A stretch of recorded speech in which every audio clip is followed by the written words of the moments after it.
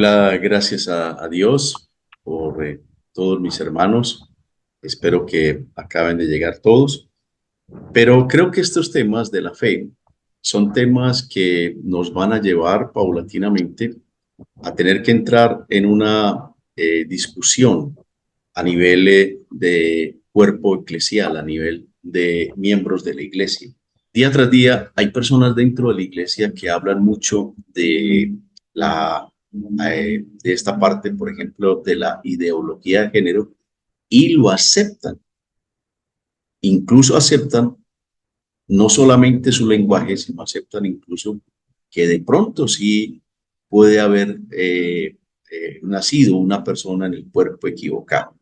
Creo que todos hemos escuchado esto de personas dentro de la iglesia, que son maduras o que no son maduras, que han trasegado en el ambiente cristiano, no lo han hecho, que apenas están empezando la vida cristiana o ya llevan años. Hemos visto de todo, hemos visto de todo. Pero cuando tocamos estos temas tan sensibles como el aborto y momentos tan difíciles que creo que ahorita lo discutieron, nosotros definitivamente tenemos que escuchar también a algunas personas que son expertas en esto. Ahora quiero escuchar el resumen de cada uno de los grupos. Les recuerdo, solamente tienen 2 minutitos. Entonces, alguno de los grupos que quiera comenzar, por favor. Fueron como 3 grupos o 4. ¿Quién quiere hablar por el grupo, por el primer grupo? Ahí tenemos a Snyder con el grupo de nosotros. Snyder, qué bueno, excelente. Él dijo unas cosas muy bonitas. Vamos, Snyder. Pero yo no era el coordinador, usted era el coordinador. Ah, sí, pero las ideas son tuyas. Ahora te nombramos coordinador, Snyder. Bueno, 2 minutitos. Un resumen, bueno, una de las cosas que conversábamos era que no caer en el juego de darle una visibilidad que a veces no tiene, la necesidad de un acompañamiento pastoral, ¿cierto? También el tema de que, aunque el texto nos habla de esas cosas, también nos orienta a orientar con mansedumbre, la necesidad de tener cosas claras, con la disciplina, con la exhortación que da el Señor, ¿no? Eso eran como las principales voces, ¿no? que logramos conversar alrededor del tema. Em, Creo que en síntesis sí vemos una necesidad de formular una pastoral para ello. Creo que hay una necesidad de acompañar y, y un acompañar que demanda también, ¿no? El conocer realmente cuál es el problema, o sea, cuál es la realidad del problema en ese sentido. En lo que yo trabajo particularmente, pues uno se da cuenta de que hay mucho desconocimiento realmente de cuál es la raíz del problema. Creo que también hay una necesidad de profundidad pastoral teológica en ese sentido, ¿no? A veces pensamos que las personas van a cambiar su vida de la noche a la mañana y aunque pueden haber cambios sustanciales en la existencia y cosas del carácter que requieren años y a veces pensamos que eso no va a ocurrir, ¿no? Entonces, solamente alcanzamos a hablar del primer punto de la ideología de género, no alcanzamos a hablar ni del aborto ni de la eutanasia. Y eso fue como en síntesis, no sé si algo se me escapa, Hay, pero hay eso es. una, hay una cosita que no queremos dejar pasar y es que hablamos también de los desafíos pastorales, formación de equipos interdisciplinarios, es decir, no pensar que el pastor tiene que enfrentar toda esta situación, sino buscar ayuda con psicólogos, sociólogos, personas que conozcan del tema y que sean profesionales en eso y poderlos tener en cuenta en la iglesia. El grupo número 2, el que sigue, o el grupo que sigue, por favor. ¿Quién puede hablar? Bueno, yo creo pues que aquí también hicimos algo muy breve también porque el tiempo pues no alcanza. como decía ahorita, el diablo está haciendo su trabajo y él no se nos va a presentar con cachos y colas. Él está influenciando el gobierno, todos los actores de la sociedad. Y por eso la Biblia dice en Isaías capítulo 5, versículo 20, hay de lo que a lo malo le llaman bueno, ¿cierto? Y hay de lo que a lo bueno le llaman malo, ¿cierto? Y eso estamos viendo cómo están adoctrinando en las escuelas, en la sociedad, a través de los medios, la televisión, etcétera. Pero nosotros como iglesia no estamos de acuerdo, estamos pegados a la palabra de Dios. Hay trastornos que son espirituales, que son también físicos, psicológicos, donde necesitamos la ayuda. Si es algo ya físico, vamos a necesitar la ayuda de un médico, de un profesional, de un psiquiatra si es posible, y si es psicológico, de un psicólogo. Pero si es espiritual, bueno, vamos a buscar la ayuda, el acompañamiento de un pastor. Creo pues que hay asociaciones y hay escuelas, hay pues donde nos hemos formado, ¿cierto? O sea, porque necesitamos ayudar a esa persona. No podemos discriminar ni rechazar a la persona como tal, pero no podemos aceptar sus prácticas, ¿cierto? Es aquí donde necesitamos la ayuda de los profesionales y acompañar a la persona en el problema, tratar de sacarlo de ese problema para que no viva esa vida que no es una vida aceptable delante de los ojos de Dios. O sea, si vemos la Biblia con lupa, por ejemplo, Sodoma y Gomorra, que era el pecado más horrible que había en ese momento, que era pues yo creo que la ideología de género en ese lugar. Entonces, ¿por qué fue destruida? Y hay familias que van a ser destruidas, hay personas que van a ser destruidas, y aún ahí los buenos van a caer también, ¿cierto? ¿Por qué? Porque a lo bueno le llaman malo, a lo malo le llaman bueno, ¿cierto? 30 segundos, Juan. Sí, entonces, hermano, es un tema bastante largo y que Dios nos ayude. Isaías 5:20 se lo dejo ahí para que lo estudiemos en la casa. Bueno, como decía usted ahorita, hay personas que son hermafroditas, que tienen dos sexos. ¿Qué hacer en ese caso? Buscar un profesional, una persona que sepa del tema y tratar de ubicar la persona en el sexo que más se incline, porque si nace con dos sexos, nosotros no podemos definir eso, ya creo que ya sería con ayuda profesional. Ok, muchas gracias. Bueno, Ok. quiero aclararte, Juan Francisco, que no es que haya nacido con dos sexos, solamente tiene uno, sino que tiene una apariencia física externa de un sexo, pero internamente tiene unos órganos sexuales diferentes. Pero no es que haya nacido con dos sexos, tiene uno solo. Eso se lo puedo explicar un poquito mejor después si quieren. Muy bien, el otro grupo. Hermano Omar, represéntenos, por favor. Listo, Omar. Ánimo, pues. Bueno, a ver, nosotros concluimos que, por un lado, debe ser frente a lo que tiene que ver con el hermafroditismo, sí tener un asesoramiento ya como más profesional e interdisciplinario, como se decía ahí, ¿no? Porque sí se requiere como ser muy prudentes y compasivos en el acompañamiento a estas personas. Lo que tiene que ver con una persona que llega con que ha cambiado de sexo, por ejemplo. Algo cierto es, a ver, desde mi perspectiva, la obra de Jesús apunta a restaurar lo que se perdió en el huerto del Edén. La restauración implica eso, ¿no? Y yo creo que es en acompañar a las personas en un proceso de poder entrar y mirar, bueno, qué fue lo que se perdió allá, ¿no? Para mí, pues en lo que yo conozco a nivel médico, en lo poco que he leído, tengo entendido que una persona como nace muere. Un hombre, aunque se mutile, va a seguir siendo un hombre hasta que muera, y lo mismo una mujer.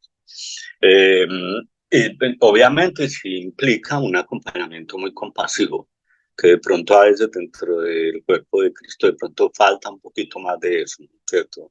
Mirar las personas con compasión, pero también acompañarlas en la verdad. Yo creo que el amor por las personas nos debe impulsar precisamente a no obviar la verdad, ¿no? Entonces yo miro en mi caso con la homosexualidad, eh, para mí fue claro, yo poder tener claro, hombre, esto es pecado, ¿no? Y si me hubieran dejado ahí sin una respuesta, para mí hubiera sido una desgracia. Entonces igual, cuando el Espíritu Santo está obrando en una persona, hombre, él es el que trae convicción de pecado, ¿no? Entonces yo creo que implica un discipulado donde que apunte como a abordar esto sin imponer, donde el mismo Espíritu Santo sea el que guíe a la persona en la verdad. El aborto, no tuvimos tiempo como de abordar el tema del aborto. Y la eutanasia, yo creo que corremos un riesgo. Ahora, cuando algo que compartíamos también era, si abrimos la puerta a permitir una conducta dentro de la iglesia, vamos a tener que abrir la puerta para a que ingresen otras conductas, como la pedofilia, que es algo que están apuntando en este momento. Y también frente a la eutanasia, abrir una puerta es abrir a otras, ¿no? Ustedes, no sé si se han enterado, en Canadá en este momento están animando eutanasia para un drogadicto, para una persona en depresión, a una persona que quedó sin trabajo y no tiene con qué vivir, entonces accede a la eutanasia, ¿no? Entonces, muchas gracias. Queda faltando un grupo. ¿Quiénes estaban en el último grupo? Doctora Lidia. Listo, Lidia, a ver. Lidia. Bueno, hágale ¿cómo pues. estás? Bien, ¿y tú? Bien, bueno, tuve hoy la oportunidad de asistir, entonces estuvimos hablando lo siguiente. La iglesia no puede defender un principio del mundo, va en contra de la palabra y del diseño de Dios. No podemos defender la ideología de género. Es cierto que Dios perdona nuestros errores y la iglesia debe restaurar y pastorear sin juzgar. Es otra de las cosas que llegamos. En cuanto a condición de hermafrodita, entonces hablamos de un acompañamiento de tratamiento médico, espiritual, pastoral, pero nos surge una duda. ¿Cómo le ayudamos a resolver a estas personas el pensamiento que Dios nos tocó? Lidia, muchas gracias. De verdad, acaban ustedes de darse cuenta la complejidad de la cual nos estamos enfrentando hoy en día. Por ejemplo, en la gran mayoría de los grupos no pudieron avanzar en los 3 temas en 15 minutos. Algo que ya nosotros, porque la ideología de género no es nueva, el aborto no es nuevo y menos legalizado, como en el caso de Colombia, la eutanasia no es nueva y menos legalizada como lo tenemos hoy en el caso de Colombia. Luego nosotros deberíamos estar casi que preparados para empezar a enfrentar este tipo de situaciones. El problema no es que las situaciones estén presentes. Creo que el pecado ha estado presente siempre. Decir que estas situaciones son diferentes a las situaciones que vivieron los discípulos en la época cuando llegó el arrianismo o en la época cuando vinieron aquellos hombres tratando de hablar de la circuncisión y de imponerla y todo lo demás, etcétera, etcétera. Creo que ellos se enfrentaron a la misma situación que nosotros nos enfrentamos, en cosas diferentes, pero la situación como tal era la misma, nuestra fe. ¿Será posible que nosotros en nuestra fe, como dijo Omar, que me pareció muy interesante el término, abrir puertas, permitir que alguien entre con su ideología a la iglesia? Creo que todos tenemos la misma respuesta frente a esto. Y la respuesta obviamente es no, no podemos abrir las puertas. Creo que todos estuvieron de acuerdo que la palabra del Señor nos invita de una manera clara a defender. Es más, si leemos el Evangelio, según, la carta del apóstol Judas, Judas en sus primeros 3 versículos nos dice algo extraordinario. Tenemos que contender ardientemente por nuestra fe. Y dice, ardientemente contender es pelear, es discutir, es alegar, pero al mismo tiempo hacerlo con el debido respeto. Quiero hablar de esto un poquitico y voy a compartir con ustedes de nuevo pantalla para que miremos algo que quiero dejarlo pues allí para ustedes y que espero nos ayude en esta primera parte a lo que nosotros deseamos o debemos estar hablando. Cuando hablamos de estos retos de la fe, tenemos que decir que hay una diversidad de opiniones en relación a esto y vamos a encontrar todo tipo de opiniones. Vamos a encontrar pastores, vamos a encontrar líderes, vamos a encontrar personas dentro de la iglesia que van a admitir esto como normal. Quiero que escuchen esta palabra. Ya la gente está hablando de esto como normal. Usted le pregunta a un muchacho de 14, 15, 16, 20 años si él cree que la ideología de género es mala. Dice, no, es normal. Eso es normal. Si el aborto es malo, va a decir, no, eso es normal. Si la eutanasia es malo, va a decir, no, eso es normal. Miren que dice primero, no, porque para ellos, hoy en día, con toda esta información que les está llegando, para ellos esto no es malo, para ellos esto es normal. Y algunos de estas personas están llegando al liderazgo de la iglesia y están entrando la ideología de género, la eutanasia y el aborto como algo normal.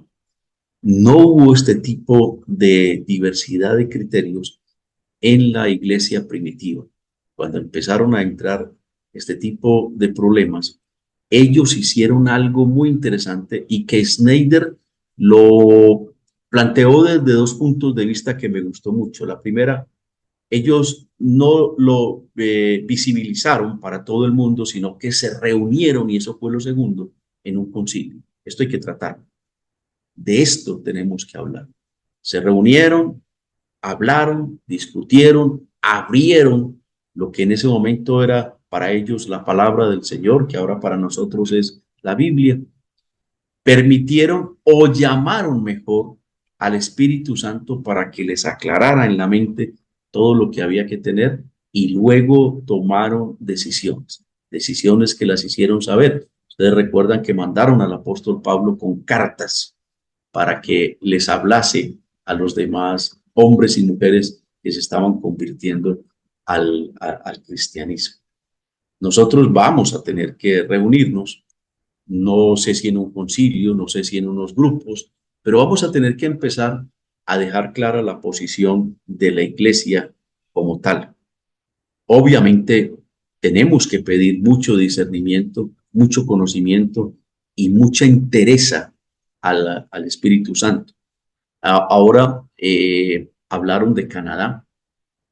Canadá, Omar dijo, Canadá es impresionante lo que está pasando. Yo tuve oportunidad de escuchar algo y allá, por ejemplo, para ellos ya son temas que prácticamente se convirtieron en vetos. Yo puedo hablar en el púlpito de muchas cosas, pero ya cuando ya empiezo a hablar de la ideología de género, ya empieza a haber un problema, no solamente con la iglesia, sino con las autoridades. Estamos hablando de un país demasiado adelantado. Cada siglo nos va a traer un reto completamente diferente y este siglo XXI nos trae el reto cada vez mayor. ¿Se imaginan qué es lo que va a pasar y de lo que vamos a hablar un poquito más adelante para que lo vayan pensando? ¿Qué va a suceder con esta generación dentro de 10 años? ¿Cómo va a ser su pensamiento? Esta generación, la que está creciendo ahora, es la generación que dirigirá la iglesia dentro de 10, dentro de 15, dentro de 20 años. Si esta generación lo ve ahora como normal, ¿qué pensarán dentro de 20 años? Si cuando todo el mundo ya empiece a ver como normal esto y lo acepten en todo tipo de contextos, ¿qué va a pasar entonces con la iglesia? Y es algo que nosotros tenemos que ir pensando. Pablo nos invitó a no conformarnos a este siglo y nos dice con enorme claridad en Romanos 12:2, sino transformarnos. Pero para transformarnos, lo primero que tenemos que hacer es tener claro qué hay en nuestra mente, tener claro qué hay en nuestro pensamiento, tener claro cuál es la cosmovisión actual.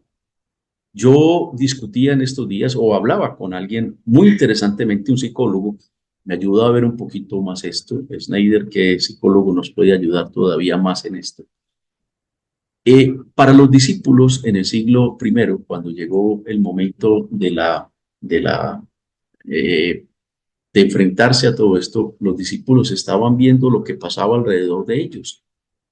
y lo que pasaba alrededor de Roma, pero ellos no tenían toda la información de lo que estaba sucediendo, entonces les llegaba fraccionadamente. Esa era la cosmovisión de ellos. Ahora a nosotros nos llega demasiada cantidad de información, mucha de ella completamente falsa. Por ejemplo, para los homosexuales, el 87% de los transexuales que se cambian de sexo definitivamente por cirugía, la vida sexual es completamente normal. Y yo tuve oportunidad de hablar en un foro a través de esto, de cómo eso no es totalmente cierto, pero la realidad de ellos es la información de que el 87% puede llegar a tener una vida sexual completamente normal. Tremendo. Entonces, lo primero que tenemos que hacer es nosotros transformar la forma de pensar nuestra con relación a esto, unificarla y poder tener la oportunidad de hablar en diferentes espacios.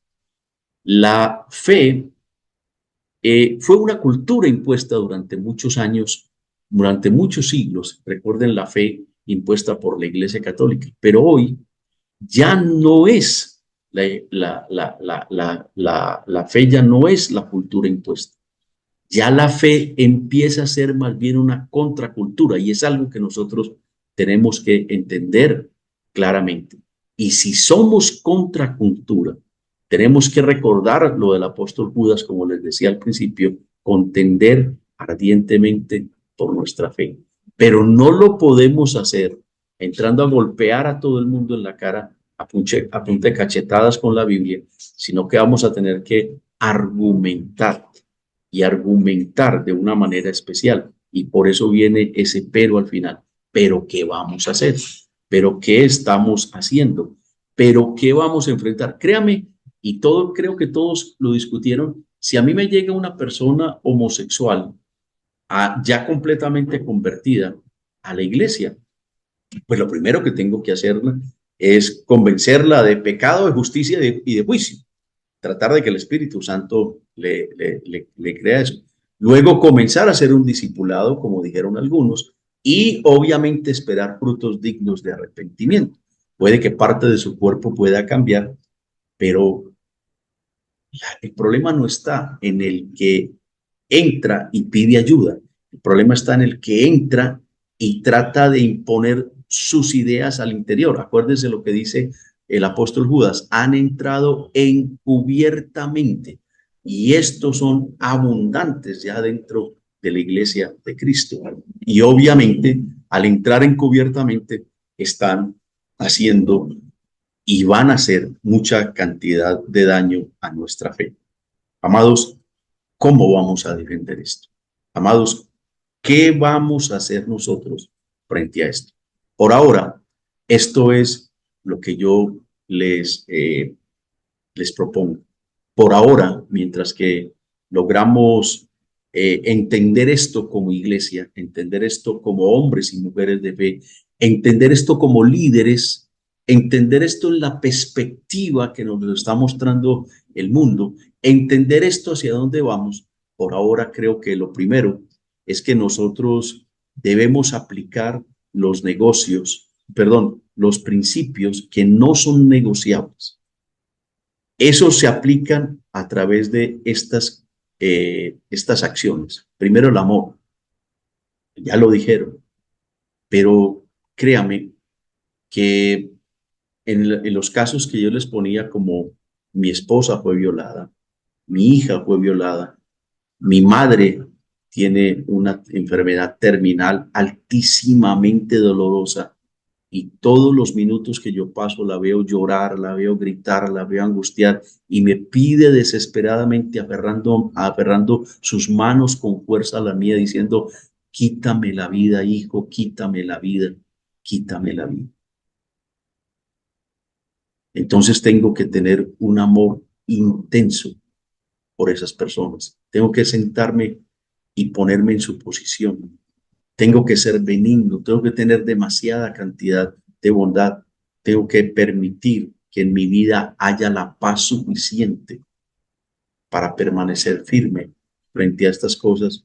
Tengo que tener la mansedumbre para que el Espíritu Santo me guíe lo suficiente a entender lo que está pasando con estas personas, pero sobre todo debo acompañar. Y por eso lo pongo tan grande al final. Acompañamiento no es solamente darle las palmaditas en el hombro y decirle, tranquilo, Dios resuelve el asunto. No, hay que llorar con el que llora. Si usted lee las bienaventuranzas, en primer lugar, las bienaventuranzas nos habla de que nosotros tenemos que ser pobres en espíritu para entender el pecado en el cual estamos nosotros y en el cual está el mundo. En segundo lugar, llorar con los que lloran, pero entendiendo que ese llanto específicamente es porque el pecado es muy grande en medio de nosotros, muy grande en medio de nosotros, tan grande que en este momento nos están haciendo creer que es bueno abortar, es bueno matar al otro porque sufre, es bueno aceptar al que tiene el sexo en un cuerpo diferente. Acompañarlos es una cosa bien importante. Y la bienaventuranza nos dice en la tercera, la mansedumbre. Ese manso que es capaz de aceptar lo que el Espíritu Santo quiere que hagamos y dejarnos guiar en lo que Él quiere que nosotros hagamos.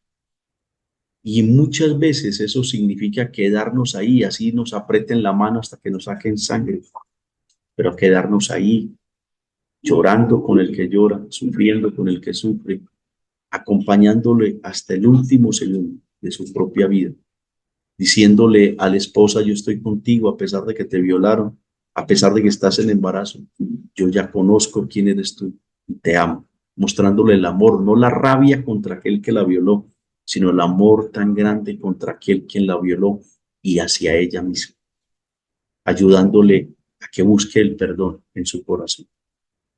Wow, acompañar. Y es algo que nosotros a veces no queremos hacer. A veces nosotros queremos básicamente orar y salir corriendo. Y se lo digo como médico. Se lo digo como médico. Cuando vemos una persona sufriendo, a veces entramos, le decimos, sí, no te preocupes, vamos a ayudarte. Y le decimos a la enfermera, enfermera, póngale tal medicamento. Yo vuelvo dentro de una hora a ver cómo vas. Y cuando pasa la hora nos demoramos otros 10, otros 15, otros 20, otros 30 minutos, esperando a ver que de pronto, cuando lleguemos, ya no haya tanto dolor. Eso es, el ser humano no quiere enfrentar el dolor del otro. No quiere enfrentar el dolor del que ama. Y eso es algo que nosotros debemos entender. Acompañar. Acompañar significa sacrificio. Acompañar significa llorar. Acompañar significa entender que no tenemos todas las herramientas, pero sí tenemos a un Dios poderoso que tiene todas las herramientas, que tiene todo el poder, que tiene todo el amor, que tiene toda la gracia para dar. Eso se llama acompañar. Hay una historia de una pareja pastoral cuyo hijo salió homosexual, que terminó en parte destruyendo la iglesia, dividiéndola, pero también destruyendo el matrimonio. Yo, le soy sincero, viví parte de ese drama y no tuve la osadía total de acompañar. Y yo creo que de eso me tengo que doler en mi corazón, porque pude haberme quedado acompañando, pero no lo hice. Yo creo que eso es algo que tenemos que entender. Hay que acompañar y ellos necesitan nuestra compañía llena de la fuerza del poder del Espíritu Santo. Nuestra compañía entendiendo la situación y poniéndonos en el zapato del otro. Nosotros no podemos obligar a que alguien reciba a Cristo, pero sí podemos acompañar hasta que lo reciba. Yo creo que este es el mensaje de hoy y creo que empiecen a analizar qué nos espera en los retos de la fe. Y dentro de 8 días tendremos otro conversatorio alrededor de esto. Quiero que oremos todos juntos y pidámosle a Dios por estos retos a los cuales nos estamos enfrentando. Padre bueno que estás en el cielo, en el nombre de Jesús y por el poder de tu Espíritu, venimos ahora delante de ti pidiendo, rogando y suplicando, Señor, que nos des la fuerza, la sabiduría, la inteligencia, el conocimiento, la sapiencia para saber qué hacer en cada uno de los momentos a los cuales nos vamos a tener que enfrentar con estos cambios ideológicos y con estos cambios, oh Rey, en el mundo que van en contra de la verdadera fe. Señor, ayúdanos a ser sabios, entendidos, pero sobre todo llenos del poder del Espíritu Santo para comprender a quien sufre, Señor, por todo esto. Que podamos ser, Señor, luz para el mundo, que podamos ser la voz tuya en el mundo, pero una voz, Señor, clara, diáfana, fuerte, dispuesta, Señor, a mantener incólume todos y cada uno de los principios de nuestra fe. Gracias por permitirnos ser, Señor, esos bastiones, pero también, Señor, te pedimos que nos ayudes a mantenernos en la brecha. En el nombre de Jesús te lo pedimos. Amén y amén.